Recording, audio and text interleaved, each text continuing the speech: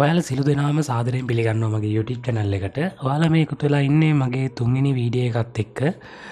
ඔයාලා පළවෙනි වීඩියෝ දෙක බැලුවා නම් දන්නවා මේ වීඩියෝ ලෙසන් එකේදී අපි කරන්නේ හැමදාම වචන කිහිපයක් ඉගෙන ගන්නවා වාක්‍යත් එක්ක. එතකොට ඔයාලට નિરાයාසයෙන්ම දන්නේම නැතුව මේ වීඩියෝ එකක් බැලුවම වචන කිහිපයක් ඔළුවට දාගන්න පුළුවන්.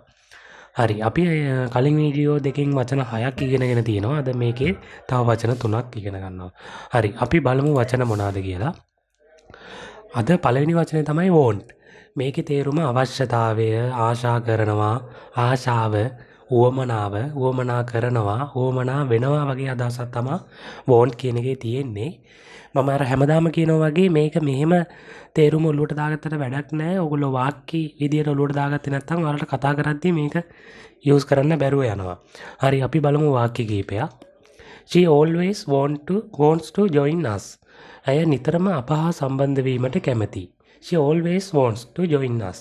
Always කියන්නේ නිතරම. Join us කියන්නේ අපි හා සම්බන්ධ වීම. මේ join us කියන්නේ සම්බන්ධ වීම. එතකොට මේ වාක්‍ය සම්පූර්ණයෙන්ම ගත්තම ඇය නිතරම අප හා සම්බන්ධ වීමට කැමැති. ඊළඟ වාක්‍යය ගමු. He really wants to go to the concert. ඔහුට ඇත්තටම ප්‍රසංගයට යන්නට ඕන. He really wants. ඔහුට ඇත්තටම ඕනේ. හරි අපි ඊළඟ වාක්‍ය බලමු. He just wants to toy car for his birthday. ඔහුට අවශ්‍ය වන්නේ ඔහුගේ උපන්දිනයට සෙල්ලම් කාර් එකක් පමණි. හරි අපි බලමු මේ want කියන එකේ past එක. මොකද මම හැමදාම කියනවා වගේ අපි වචන ඉගෙන ගන්නකොට ඒකේ present tense එකයි past tense එකයි දෙකම ඉගෙන ගන්න ඕන. නැත්නම් අපිට කතා කරද්දී ඒක අමාරුයි. ඒ හින්දා දැන් අපි want ඉගෙන ගත්තා. ඒකේ past tense එක wanted. හරි අපි බලමු වාක්‍ය කිහිපයක්. I just wanted to ask you a question. මට ඔබෙන් ප්‍රශ්නයක් ඇසීමට අවශ්‍යයි. ඒ වගේ තේරුමක් තමයි ඒකේ දෙන්නේ. ඊළඟ වාක්‍යය බලමු. She wanted to hit him. ඇයට ඔහුට පහර දීමට අවශ්‍ය විය. She wanted to hit him. ඇයට අවශ්‍යයි ඔහුට පහර දීමට. ඒ වගේ අදහසක් තමයි ඒකේ තියෙන්නේ. හරි. අපි ඊළඟ වචනය බලමු learn.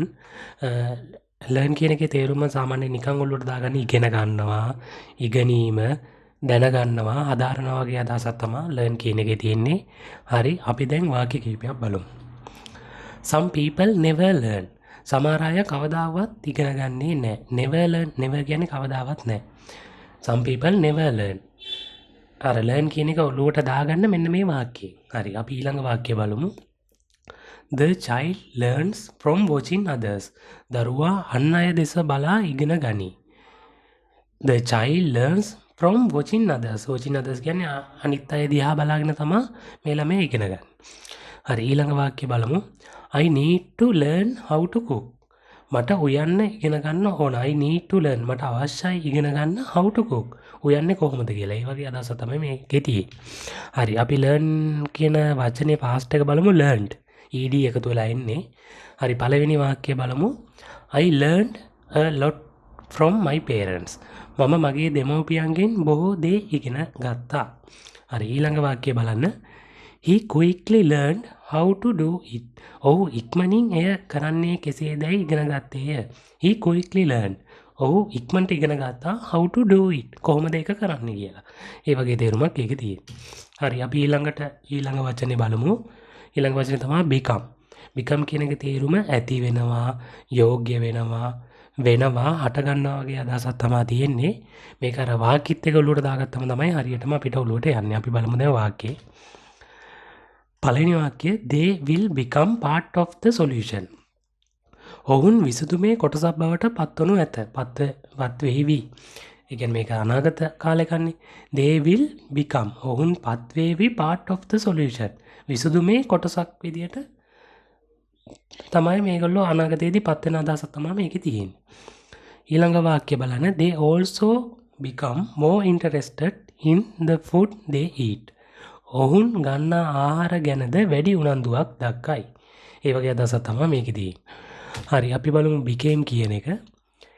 he became an alcoholic at an early age. ඔහු කුඩා වියේදීම මත්පැන් වලට ඇබ්බැහි විය. මේ early age කියන්නේ අපේ early age එක කියන්නේ කුඩාම කාලයේදී වගේ අදහසක් තමයි මේකෙදී අදහස් කරන්නේ. ඊළඟ වාක්‍යය බලමු. they became friends in college. ඔවුන් විද්‍යාලයේදී මිතුරන් බවට පත්විය. become කියන්නේ පත් වෙනවා, became කියන්නේ පත් වුණා. ඒ වගේ අදහසක් තියෙන. ඊළඟ වාක්‍යය බලමු. She became sad after she heard the news. ඒ පුවත ඇසූ ඇය ශෝකයට පත් වූවාය. She became sad after she heard the news. හරි. අද අපි වචන තව 3ක් ඉගෙන ගත්තා. දැන් ඔක්කොම වචන 9ක් ඉගෙනගෙන තියෙනවා. ඔයාලට කලින් වීඩියෝ බැලුවේ නැත්නම් ඒ දෙකත් බලන්න. හැමදාම මේ වගේ මම වීඩියෝ එකක් ගේනවා. එතකොට වචන කීපයක් හැමදාම ඔළුවට දාගන්න. මේ වගේ වචන දැනගත්තොත් තමයි ඔයාලට ස්පෝකන් ඉංග්‍රීසි හදාගන්න පුළුවන්. වචන දන්නේ නැතුව කොච්චර කතා කරත් ඒක හදාගන්න බෑ. හරි. එහෙනම් අපි ඊළඟ වීඩියෝ එකේදී හමු වෙමු. සුබ දවසක්.